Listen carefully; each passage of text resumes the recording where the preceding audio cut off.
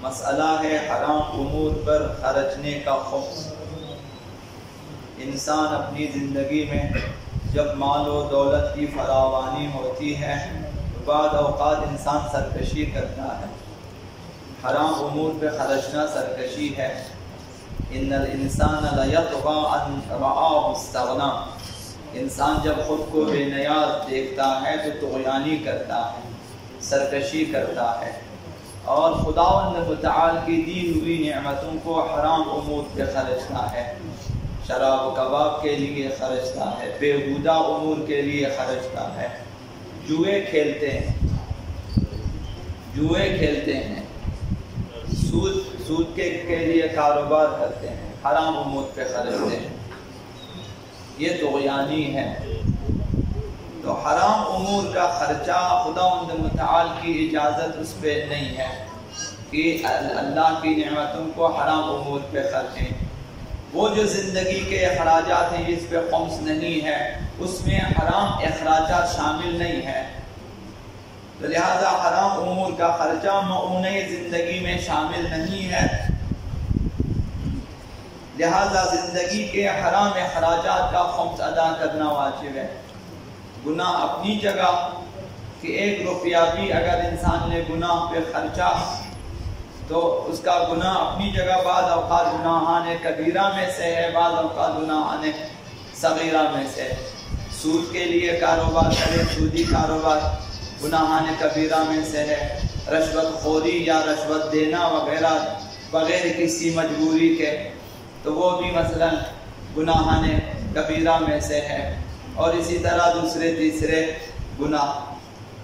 مثلا جو ہے حرام سفر، انسان حرام سفر پہ خرچے، ایک ایسا سفر جو اس کے لیے جائز نہیں ہے، وہ سفر اس کے لیے حرام ہے۔ جیسے کل عرض کیا دائمی زوجہ ہے، وہ شوہر کی اجازت کے بغیر گھر سے نکلے اور سفر کرے اور اس پہ اخراجات کرے۔ یا مثلا اسلامی دفاعی جنگ میں ایک مجاہد جو ہے وہ جنگ سے بھاگ جاتا ہے، سفر کرتا ہے، جنگ سے فرار کرتا ہے، یہ سفر اس کے لیے مثلا حرام ہے۔ تو اس سفر پہ انسان جو کچھ اخراجات کرتا ہے، کھانا پینا کرایہ جو کچھ بھی ہے، وہ گناہ اپنی جگہ، اس کا خمس بھی ادا کرنا چاہیے۔ مثلا اگر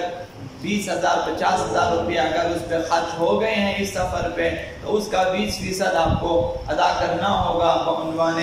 خمس۔ اسی طرح سے کبھی حرام امور کے لیے انسان سفر کرتا ہے، حرام کام کے لیے، کسی کو قتل کرنے کے لیے سفر کرتا ہے، جوا کھیلنے کے لیے قتل کرتا ہے، یا اسی طرح دوسرے تیسرے حرام، مثلا کسی گناہ کی محفل میں شرکت کے لیے لوگ اس ملک سے دوسرے ملک سفر کرتے ہیں تاکہ وہاں پر ایک میوزیکل پروگرام ہوتا ہے یا ایک مثلا گانے پہ ناچنے کا پروگرام، وہاں پہ شرکت کے لیے جاتے ہیں، یہ سفر حرام ہے، یعنی حرام مقصد کے لیے انسان سفر کرتا ہے گناہ کی محفل کے لیے، یا حرام کھانے پینے کے لیے، عیاشی کے لیے ایسے مراکز کی طرف جاتے ہیں جہاں پہ بیٹھنا اور جہاں پہ کھانا پینا مثلا حرام ہے، عیاشی کے لیے جاتے ہیں، یا کسی بھی گناہ کی انجام دہی کے لیے انسان نے پیسہ خرچا ہے۔ بعض اوقات مثلا مومنین میں رنجشیں ہوتی ہیں، دوسرے مومن کو تکلیف دینے کے لیے پیسہ خرچتا ہے، مثلا تھانے میں پیسہ دیتا ہے کہ اس کو گرفتار کریں، 1-2 دن اس کو رکھیں وہاں پہ، مثلا یا اس کی پٹائی کریں، یہ تمام حرام امور، ناجائز امور مثلا۔ تو لہذا کسی بھی گناہ کے لیے خرچہ، ان تمام امور میں جو کچھ مال و دولت ثروت پیسہ خرچ ہوگا اس کا حساب کرنا ضروری ہے